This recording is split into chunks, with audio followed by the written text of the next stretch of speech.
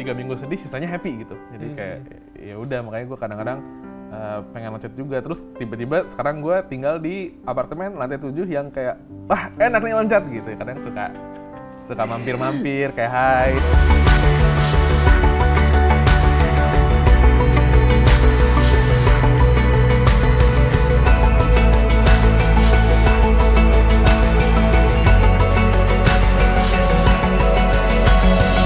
Jangan kasih titik kalau Tuhan mau kasih koma. Titik-titik, koma-koma. Kembali lagi ke program Titik Koma yang season kedua. Seru banget bisa ketemu bareng teman-teman di sini. Dan di program Titik Koma ini adalah program yang menceritakan kisah dari sobat-sobat muda yang dimana dia dalam proses hidupnya bertemu dengan kasih Tuhan. Dan program ini itu ada karena kolaborasi Pijar TV dan juga Muda untuk Indonesia. Dan program Titik Koma ini bisa banget ditonton oleh teman-teman, ada di GoPlay setiap hari Jumat jam 5 sore. Dan tentunya seperti pepatah bilang, tidak baik kalau seorang itu sendiri saja. Ini dia, sambut Kak Uco. Hai Kak Uco. What's up, what's down? What's up, lagi sibuk apa nih? Bertahan hidup kita. Bertahan hidup dari pay letter? Enggak dong. Enggak. Boleh Kak diceritain dulu kesibukannya apa dan kenapa lu bisa nyampe di sini gitu? Nyampe di sini tadi naik mobil kebetulan. Cuma kesibukannya apa ya? Lumayan banyak sih topinya. Jadi sekarang gue bantuin di sebuah digital marketing agency base Bandung, bagian community. Terus abis itu ada sebuah komunitas startup juga, megang kompetisi dan program. Ada beberapa kerjaan konsultan pemerintah. Ini berat banget kayaknya ya, nggak seserius itu kok. Cuman ada government consulting agency, sama di sela-sela kegabutan gue itu, gue nulis lagu sama apa ya main musik lah dikit-dikit. Udah cukup sibuk kan? Nah, kita ringan-ringan aja nih. Kenapa lu milih tema co-writer? Berat ya? Jadi berat dong jadinya kalau gitu. Kenapa lo milih tema co-writer? Kalau misalnya co-writer, gimana ya? Mulai gimana ya? Bebas ya. Jadi gue ngerasa hidup gue ini, langsung ngomong hidup gue ini tuh kayak apa ya? Tuhan tuh kasih gue kebebasan buat nulis hidup gue mau ngapain aja. Wow. Ya kadang gue mau ambisius, gue mau slow down, gue slow down gitu. Terus gue lumayan privilege lah kalau misalnya kita boleh pakai bahasa Jaksel itu. Pretty privilege, safety net gue banyak banget. Jadi gue boleh punya keputusan-keputusan yang lumayan impulsif, tapi kayak keluarga bisa nggak backup gue kayak gitu. Jadi lumayan bersyukur sekali lah buat hal itu. Tapi walaupun gue bisa jadi nulis hidup gue sendiri, ya Tuhan tuh tetap ikutan nulis hidup gue juga gitu loh. Dan jadinya kolaborasi yang lumayan seru gitu. Kadang gue nulisnya ngadi-ngadit, dibenerin. Kadang menurut gue lumayan, lagi lulus aja nih, kasih sama spice kali ya gitu kan. Ya dikasih dan tetap dijagain gitu. Jadi cerita hidup gue tuh gak cuman punya gue gitu, punya Tuhan, tapi kayak Tuhan tuh nggak benar-benar kayak ngarahin, udah lu di sini aja cowok, lurus aja hidup lu gitu. Maksudnya kayak gue masih bisa explore, dan ini tuh bukan ngomongin hal yang kayak explore kedewasaan itu gitu ya, nggak segitunya gitu. Ada beberapa keputusan, kan buat gue explore tuh nggak cuma ngomongin apa yang anak muda bilang kayak lu make lah lu hidup cuma sekali YOLO stuff gitu. Explore juga including sama keputusan karir yang mau lu ambil, resiko-resiko yang mau lu ambil untuk misalnya waktu itu gue dari yang gue full time ngurusin government, tiba-tiba gue kayak stop semuanya buat nulis lagu selama setahun gitu kan. Ngejar musik gue, terus habis itu pas gue udah kok musik gue ya udah gini gitu, maksudnya otak gue rada tumpul, gue balik lagi ke dunia kerja gitu. Maksudnya those rapid shift tuh gue ngerasa privilege dan blessed kalau Tuhan kasih gue kesempatan buat pindah agak suka-suka gue, tapi ya yang gue tahu agak menyebalkan buat gue kayak ya nggak dibiarin jalan sendiri sih. Jadi kadang-kadang kayak sini gitu kan, ya gitu. Agak Nah, gitu-gitu. Yang paling menarik tuh tadi lu bilang kalau lu tuh punya privilege, safety net yang banyak, terus punya karir yang cemerlang kalau gue dengar dari awal juga. Tapi gue nggak yakin sih itu semua semulus itu. Ada nggak sih struggle-nya? Ya seperti yang trending saat ini gitu ya, enggak sih. Maksudnya nggak mau take it lightly, cuman gue pun punya struggle kayak clinically gue minor depressed. Gue punya bad experience lah pas gue kecil, lumayan traumatis dan segala macamnya itu. Terus having a successful family, bokap nyokap gue lumayan itulah safety net itu kan karena mereka tajir gitu kan istilahnya gitu, ya berkecukupan lah gitu. Tajir gue tiba-tiba ditargetin orang pajak. Cuma maksud gue ya mereka juga punya karir yang oke gitu, dan ekspektasi mereka ya gue juga bisa se-oke mereka gitu kan. Dan itu lumayan ngasih pressure buat gue yang malas dan kayak kaum rebahan ini gitu. Jadinya apa ya, kadang-kadang gue harus kayak selalu tampil senang di luaran, gue bottle up every emotion. Kalau misalnya orang lihat gue kayak happy go lucky dude gitu, ya kalau lagi sendiri ya gue nangis-nangis juga, ya stres-stres juga, dan apa ya, somewhat kadang-kadang suicidal juga kayak gitu. Jadi kayak adalah kayaknya semua orang punya face-nya sih, I think ya. Cuman ya gue pernah ada slow itu juga, dan menurut gue jadi roller coaster banget, kayak senaik turun gitu gitu. Nah kan tadi lu bilang kalau misalnya hidup lu tuh semenarik itu, seberwarna itu, punya keluarga tajir, nggak bercerai, bener? Enggak. Iya, Baik aja semua. Baik aja kan. Nah tapi itu kan pasti kebohongan ya. Maksudnya ada sebuah kebohongan yang dalam proses hidup lu yang selama ini lu tampung. Ada nggak kebohongan apa sih yang emang selama perjalanan ini yang lu alami? Sehingga akhirnya punya thoughts yang seperti itu?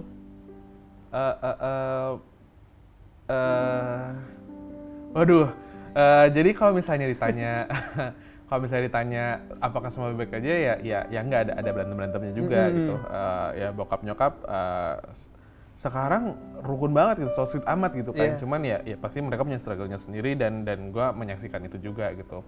Terus saat-saat mereka nggak di rumah, gue sendirian di rumah, maksudnya kayak ada keluarga lain di rumah segala macam, kayak ya ada bad experience lah yang mungkin belum bisa gue share karena mereka belum tahu gitu kan.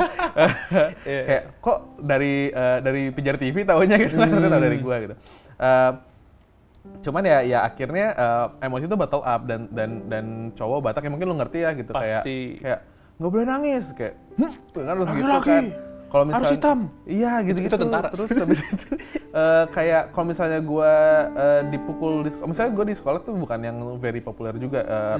Kala itu sorry to quote, kayak ya Chinese dan pribumi belum se-friendly itu waktu itu kan, di umur gue, ketahuan ya umur gue berapa. Belum se-friendly itu, dan gue masuk ke sekolah swasta yang teman-teman gue mayoritinya kulitnya jauh lebih putih dari gue gitu kan. Gue kayak ya udah outsider kayak gitu ya kadang-kadang kena bully juga dan segala macam, tapi that time was rough lah gitu. Kalau dipukul, bokap gue expect gue mukul balik gitu, sedangkan gue tuh kayak si kelahiran Jawa, tinggal di Sunda, kayak aku nggak apa-apa yang kayak gitu tipenya kan. Jadi kayak udah dibully di sekolah, dimarahin di rumah, kenapa nggak pukul balik? Kayak jadi gue kayak ya lu harus jagoan gitu kan, sedangkan gue kayak yang nggak se manly itu juga gitu. Jadi kayak ya udah gitu, jadi banyak yang gue battle up, dan akhirnya gue ngerasa kayak ya emang salahnya gue, gue nggak guna di ini, ya udah, kayaknya kalau nggak ada gue, hidup semua orang jauh lebih baik-baik aja deh gitu. That's why kadang-kadang kepikiran suicidal, karena menurut gue kalau gue nggak ada, lebih simple dunia ini tuh gitu. Bokap nyokap gue gitu ya, tetap jalan gitu ya paling sedihnya ya 3 minggu lah gitu kan, pasti ada sedih-sedihnya. Cuman kayak ya abis itu nggak ngadepin orang yang lemah, nggak ngadepin orang yang menye-menye, nggak ngadepin anak yang malas gitu, nggak ngadepin anak yang ambisius pengen punya duit banyak dan segala macam gitu. Ya udah gitu, jadi gue pikir ya kalau gue die ya udah, everyone is 3 minggu sedih, sisanya happy gitu. Jadi kayak ya udah, makanya gue kadang-kadang pengen loncat juga. Terus tiba-tiba sekarang gue tinggal di apartemen lantai 7 yang kayak wah enak nih loncat gitu, kadang suka suka mampir-mampir kayak hai, Gampang ralis gitu ya. Difasilitasin kita buat gitu. Iya. Gitu. Oh alah. Nah, Kak, tadi kan lu bilang kalau misalnya lu tuh ngerasa kayak rasa berharga lu tuh kurang ya nggak sih? Lu ngerasa kebohongan dalam perihal ngelihat diri lu sendiri tuh berkurang dan terlebih lagi. Tapi kan di sini lu temanya kan co-writer ya. Oke. Yang dimana tuh tentang kesenian, yang dimana tentang keindahan. Apa sih, ada nggak sih kerelatean antara tema lu dan juga Oke. Jadi kalau rasa berharga lu yang ada kurang? spesifik momen waktu itu pas gua akhirnya 2018, 17, pokoknya beberapa tahun yang lalu udah masuk, udah join komunitas muda juga gitu, tapi nggak serta merta tiba-tiba jadi kayak I'm holy gitu kan, tetap ada jatuh-jatuhnya. One day, gue biasanya kalau misalnya lagi ngerasa capek, ngerasa pengen loncat dan segala macamnya itu gue kayak berdoanya, Tuhan hari ini capek nih, boleh pulang nggak gitu kan? Kalau misalnya nggak boleh pulang, kasih gue kok 1 hari lagi ya gitu. Masih waras gitu kan, masih mikir gitu. Pastinya dikasih kok 1 hari lagi kan, kayak udah jalan, terus habis itu, nah si momen itu tuh doanya udah, Tuhan capek nih, udah ya, udah kagak gue lanjutin lagi gitu kan. Terus habis itu mungkin karena di hati gue dapat pesannya kayak, lo nyanyi deh, gue kangen nulis bareng lah segala macam, lo nulis sesuatu dong gitu kan, kayak ekspresin aja lewat musik segala macam. Udah kayak, orang lagi capek banyak maunya ya gitu. Ya udah gue balik ke kamar gue, di keyboard gue, terus gue nulis. Kalau misalnya mungkin teman-teman pernah denger single pertama gue, judulnya I Know, itu part pertamanya tuh yang gue tulis sendiri rasanya gitu. Pure lu tulis sendiri? Iya gitu, kayak banyak questionsnya, banyak hopelessness-nya, kayak ya gue udah kayak gini ngapain lagi kayak gitu kan. Terus abis udah gue beres tulis lirik itu, kayak udah kelar ya, loncat nih gue gitu kan. Kan sesuai job desk aja kita kan, KPI-nya udah cek gitu. Terus abis itu pesan di hati gue kayak belum beres, kayak gue udah beres nulis, gue belum, dia bilang gitu. Oh, dia belum. Ya udah mau nulis apa gitu kan, lanjut. Nanti kalau misalnya lo dengerin lagunya, second partnya tuh kayak too hopeful buat gue, kayak terlalu, lo kalau misalnya dengerin lagu gue kan very gloomy ya, tiba-tiba kayak positif banget nih, ngape gitu kan. Abis beres gue nulis itu kayak ya udah nangis dulu lah, biasa ya standar lah yang gitu kan, kayak feel very touch, tapi juga kayak agak takut ngadepin kayak gue udah tahu hari ini udahan, tiba-tiba gue masih dikasih waktu berapa tahun lagi kan, deg-degan ya, kayak duh capek nih gue gitu. Udah beres, terus habis itu gue share ke teman-teman gue. Waktu itu dibantuin sama David Erdi untuk produksinya. Terus long story short, kita rilis lah di beberapa platform DSP itu kan. Terus kayak gue pikir udah beres nih gitu kan, ya udah gue jadi musisi udah punya single gitu kan, debut set dah beres. Terus teman-teman nge-DM segala macam, oh bagus ya gitu, ya suportif lah layaknya teman-teman baru umumnya kan. Terus mulai dapat DM dari stranger, ini yang bikin gue rada kaget. Tiba-tiba kayak yang paling aneh tuh kayak dari Aceh, tiba-tiba gue kayak nggak pernah gitu gue ngobrol sama orang Aceh kan, kayak hai kak, aku namanya ini, thank you udah nulis lagunya, aku nggak jadi, aku dengerin lagu kakak, terus aku ngerasa kayak, aku nggak sendirian ya gitu, tadinya aku udah mau bunuh diri juga, tapi ternyata ada orang yang ngerasain yang sama, aku nggak jadi, aku ngerasa intinya long story short, dia lanjutin hidupnya lah kayak gitu.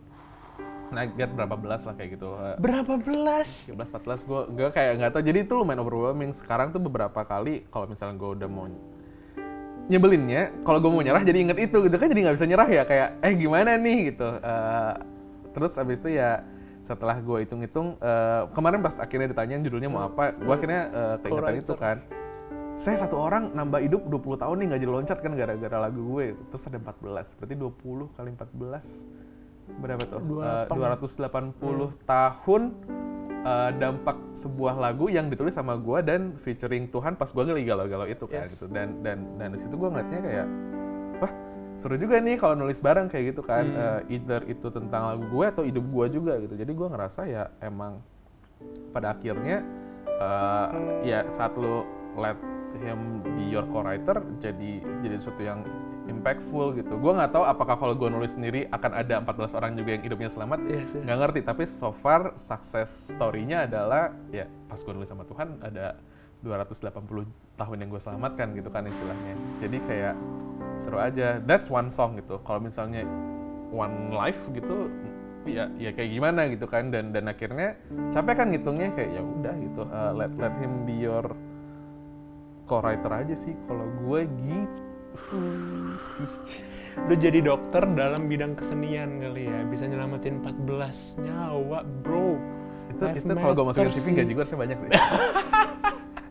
Tapi kan Tuhan minta itunya juga, fee-nya ya. Iya. Nah nih Kak, kan seru banget kan ketika lu dengerin akhirnya punya journey bersama dengan Tuhan as a co-writer. Dan pas setahu gue ya, correct me if I'm wrong, kalau Suicidal Thoughts itu nggak cuman sekali kejadian, pasti ada terus-terusan kan. Dan masih sampai sekarang. Serius? The Thought, ya kan? Tapi kan di action beda gitu. Sekarang tuh selain doa manjur gue yang kayak Tuhan kalau hari ini capek, besok lagi kasih gue kuat itu. Serius lu doanya kayak gitu? Selalu, Tuhan ini capek, mau pulang, boleh nggak? Kalau nggak boleh, kasih gue kuat 1 hari lagi. Itu kayak kalau gue mintanya 1 tahun kan agak lama ya. Gitu. Udah capek aja ya? dulu gitu. Udah capek ya? Capek gitu kan. Terus kayak itu selalu works sekarang. Dan sekarang kalau misalnya itu nggak works, ya lagu gue terngiang-ngiang di kuping gue sendiri kan sebel aja gitu. Kayak lu nulis lagu segitunya terus tiba-tiba lu lagi capek terus lu diingetin sama lagu sendiri, kan lu udah sendiri aja sih jadinya kayak ya udahlah gitu kan. Dan ya udahnya tuh nggak cuman ya udahlah hidupin jalanin aja, cuman on how di lagu itu lirik yang paling kena di gua, kalau gue yang nulis ya gitu. Kayak dalam translasi bahasa Indonesianya kayak gue udah kayak gini, lu kenapa masih mau jadi teman gua? Kayak gue udah kayak gini, terus Tuhan kenapa masih mau jadi teman gua nih gitu kan. Dan dia nggak berhenti jadi teman gua juga anyway. Jadi ya udah, selain dia ngasih gua kuat 1 hari, dia akan jadi teman gua 1 hari ke depan. Dan kedepannya, sehari kedepannya lagi. Jadi kayak gue nggak minta waktu panjang sih, cuman kayak at least buat besok lo jadi teman gue gitu. Jadi kayak lagu itu tuh selalu, agak berat ya, gue nggak nyangka. Cuman kayak ya lagu itu jadi lumayan pengingat buat gue buat keep carry on, karena menurut gue selain hidup gue menarik, jadi ini kalau sombongnya, gue rasa pada titik ini gue bisa bilang gue lumayan punya privilege bisa ngasih dampak ke orang-orang juga kayak gitu kan, dari kerjaan gue lah, dari omong-omongan gue yang suka random juga gitu, mentor dan segala macem gitu. Jadi kayak kalau misalnya gue nambah 1 hari lagi di hidup gue, berarti ada 1 hari lagi di mana gue berguna buat orang-orang, which pesannya jadi kayak muter balikin zaman dulu gue bilang hidup gue nggak guna. Jadi kayak yang lucu juga nih story-nya gitu kan. Terus menurut gue kayak ya gue nggak akan sampai titik itu kalau Tuhan nggak ngasih sentilan-sentilan itu lah gitu. Nah, Kauco seru banget sih. Tapi gue pengen lu sekarang nih, coba lu bayangin lu adalah orang ketiga. Dan di depan lu tuh ada 2 orang, yang satu lu di masa lalu, dan yang satu lagi lu sekarang. Apa yang mau lu sampein ke lu yang di masa lalu? Waduh. Gue ke masa lalu ya? Iya, apa yang mau lu sampein? Ketika lu ngeliat Uco yang udah berdiri di teralis. Thank you sih. I mean kayak kalau gue nggak ngalamin itu gitu, kalau gue nggak ngalamin all the bad things that happen, gak cuma literalis ya, pas gue lagi have bad experience yang traumatis itu juga, kalau misalnya gue ngebayangin scene itu gitu, ya thank you for getting through this, gitu kan. Jadi kayak ya thank you aja gitu, karena kalau misalnya dia tidak melewati itu, ya cerita-cerita Yuriko yang ada di masa depan yang berdiri di sebelahnya tuh kayak nggak ada. Jadi lu nggak menyesal sama sekali dengan lu yang di masa lalu? I feel bad about it, cuman kalau I feel sorry about it enggak sih. Kayak gue nggak pengen ada orang yang ngelewatin apa yang gue lewatin waktu itu, jelas obviously. Cuman apakah gue akan mengulangi hidup gue 100% sama? Ya mungkin enggak, tapi buat those bad experience, ya thank you udah been through that gitu. Buat Yuriko si masa depan, terima kasih lu sama masa lalu lu gitu. Paling gue bilang gitu sih. Yang jasa ini si bocah ini gitu. Kita mah udah nikmatin hasilnya gitu. Maksudnya udah tinggal ya tiba-tiba gue have this confidence, have a lot of good friends, good network, powerful friends juga bahkan gitu kan. Ini gara-gara si bocil ini satu kuat ngadepinnya gitu kan. Jadi kayak ini Yuriko di 10 tahun lagi, 20 tahun lagi, 30 tahun lagi, makasih lu sama manusia ini gitu. Soalnya, ya kalau nyampe 50 tahun. Cuma juga kayak makasih lu sama orang ini, karena gara-gara ini orang tuh unlock everything gitu. Banyak yang keakses ya.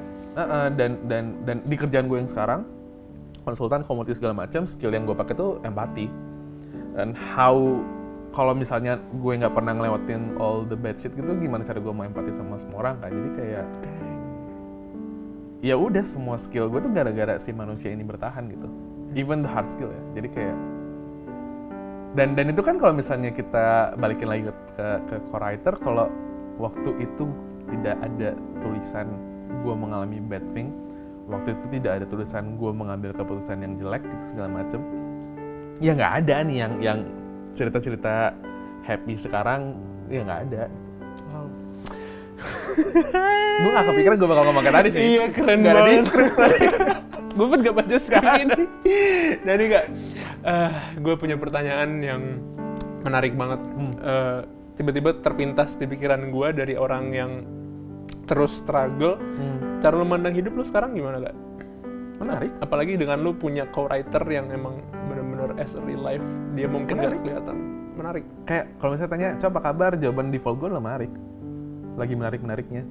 Gak pernah bosan sekarang? Capek iya, cuman tetap menarik gitu. Maksud gue, waktu lu bilang hidup gue colorful, black is still a color gitu kan. Jadi kayak, ya kalau misalnya, ya ini deh nih, permainan menjadi utuh dan asli kan kalau nggak ada itemnya, apa black gitu. Jadi kayak, ya menarik gitu. Menurut gue, Dang. I don't know. Nah, Kak, ini yang terakhir nih gue pengen kulik. Kalau misalnya lu ketemu ada orang yang bilang, Kak, gue gak sanggup hidup lagi. Apa yang kalimat encouragement yang mau lu sampein ke dia to don't give up? Gue gak bisa bilang apa.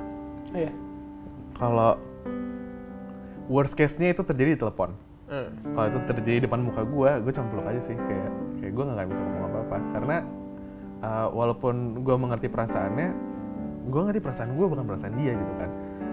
Kalau itu di telepon, gue cuma bakal bilang kayak, dude, whatever you wanna do in the next 5 seconds, gue bersyukur banget gue kenal lu sekarang. Tapi kalau misalnya lu akhirnya decide buat jam dan segala macam, gue nggak bisa bilang apa-apa. Karena ngomong kayak, gue ngerti kok perasaan lo, gue bener ngomong kasar nggak sih? Kayak it's such a bullshit gitu loh menurut gue gitu. Cuman apa ya? Kita nggak mungkin ada di sepatu yang sama juga. Mau gue separah apa? Ya menurut gue lumayan parah lah gitu kan experience-nya. Tapi beda sama lu.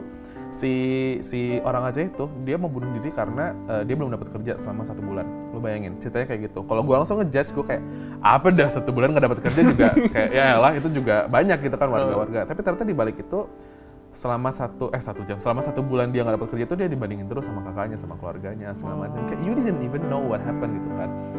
Lu apa yang lu bayangin, yang dia rasakan bisa dia ceritain dalam 5 menit gitu. Nggak akan bisa gitu. Jadi gue nggak ada hak buat ngomong kayak, lu bisa, Tuhan sayang sama lo segala macam. Tahu dia Tuhan sayang sama dia, cuman kayak ya udah. Worst case-nya kalau itu lewat telepon, gue cuma bilang makasih doang sih. I mean kayak I appreciate hidup lu sampai detik ini gitu. Kayak I would miss you if you gone. Cuman kalau misalnya apapun yang terjadi, gue bersyukur banget gue pernah kenal sama lo. Yang gue dapetin nih, kalau yang gue dapetin nih Kak Uco, kalau misalnya ternyata lu sendiri yang buat titik buat hidup lu, tapi ternyata co-writer lu yang menyelamatkan lu, ya nggak sih? Dengan menyebalkannya, iya.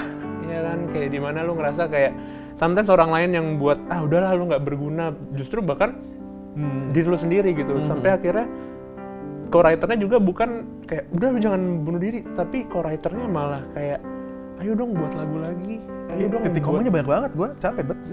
Oh iya. Titik koma. Lu yang buat titik, dia yang buat koma. Gitu aja terus. Wow. Kak Uco, what you learn dengan proses ini?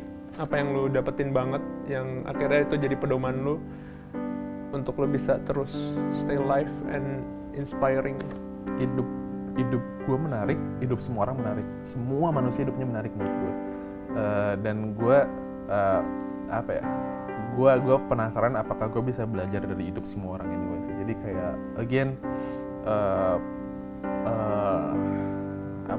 gue excited banget kalau misalnya gue boleh dapet cerita hidup manusia-manusia yang lain juga gitu. Jadi since gue tau Tuhan sayang sama gue, Tuhan sayang sama yang lain kan gitu. Wow. Kalau titik komanya di gue banyak, gue nggak yakin titik komanya orang sesedikit itu gitu. Jadi kayak ya, dan setiap titik koma menurut gue jadi menarik kan.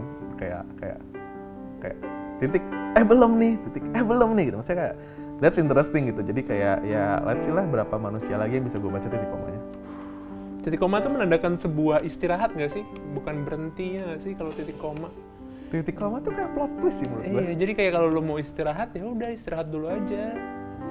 I'm not sure, kayak gue anaknya agak workaholic sih. Jadi kayak kerjaan gue tuh hobi gue gitu. Gue tuh seru banget, kerjaan gue seru gitu kan. Jadi do what you love what you do. Again, privilege gitu. Cuman istirahatnya ya along the way gitu. Gue ngerasa Tuhan selalu bareng sama gue kan. Jadi kayak gue istirahat ya bisa kapanpun gitu. But to have that plot twist though, maksudnya to have that experience, karena titik koma menurut gue bakal ada exponential growth di situ kan. Jadi kayak iya berat banget bahasanya ya. Cuma serius kayak setiap ada titik koma menurut gue bakal ada yang kayak wuff gitu loh, kayak something exploding gitu kan. Jadi kayak ya we never know. Kalau setiap ada titik koma ya bersyukurlah. Lo lihat titik komanya orang ya bersyukur aja lo punya cerita titik komanya orang lain juga menurut gue. Oke, ini gue serius ini gue yang terakhir banget. Apa yang mau lo sampein ke co-writer? 3 kali ya terakhir ya guys. Karena seru banget. Apa yang mau sampein ke co-writer lo? Thanks dude. Thanks. Mau ngomong apa lagi? Oke teman-teman, thank you banget udah bareng-bareng bersama Kak Uco dan Aldo. Seru banget rasanya bisa ngebahas tentang co-writer yang dimana tuh hidup teman-teman tuh nggak selesai hari ini. Kalau Tuhan mau percayain besok, yakin dia pasti bakal sediain semuanya gitu. Dan setiap hari itu ada kesempatan yang baru nggak sih? Maksudnya kayak kalau lu hari ini nggak punya kesempatan itu, belum tentu besok nggak punya. Bisa jadi besok lu ketemu, ataupun kalaupun belum ketemu, bisa jadi lusa lu ketemu, ataupun minggu depan lu ketemu. Tapi jangan hilang harapan gitu. Tuhan tuh selalu ngasih harapan dengan bentuk koma, ya nggak sih? Yeah. Dia selalu ngasih koma dikala kita udah sering banget ngasih titik. So thank you Kak Uco buat sharingnya, dan buat teman-teman boleh banget untuk kalau misalnya ingin ngobrol bareng Kak Uco bisa banget untuk DM @muda-untuk-Indonesia. Kita magangnya di admin kebetulan. Ya, dan untuk juga teman-teman yang mau didoakan juga bisa juga ke Pijar TV. Dan buat teman-teman yang ingin nonton acara ini, itu ada titik koma di setiap hari Jumat jam 5 sore di GoPlay, atau titik koma juga bisa ditonton di Pijar TV, Paytrend Vision channel 778, atau live streaming melalui www.pijar TV setiap hari Senin dan Jumat pukul 15.30, dan hari Sabtu pukul 13 dan pukul 8.30 WIB. Selain itu, kita juga bisa ditonton di hari Kamis pukul 6 sore di YouTube Muda TV. Dan buat teman-teman yang rindu untuk banget tertanam di Muda, bisa menghubungi @muda-untuk-Indonesia. Dan buat teman-teman yang berada di daerah timur, Muda nih salah satu fokusnya juga lagi untuk Muda Indonesia Timur. Bisa banget untuk follow Muda untuk Papua, Muda untuk Ambon, Muda untuk Kupang, Muda untuk Bali, dan Muda untuk Manado. Check out aja, dilihat, di follow, dan misalnya teman-teman ingin banget tertanam di sana, boleh banget karena kita sudah mulai masuk ke Muda Indonesia Timur. Dan untuk ada merch Muda untuk Indonesia bisa banget, dan di sini juga ada kartu pemuda.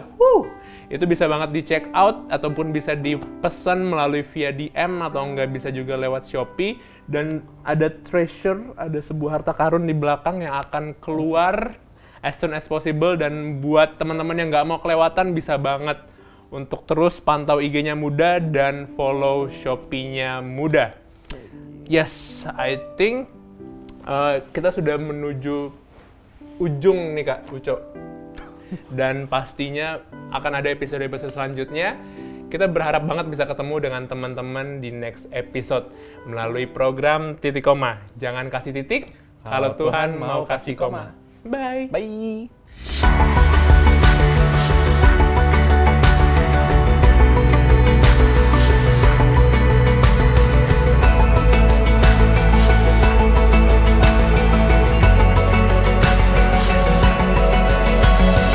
Jangan kasih titik kalau Tuhan mau kasih koma.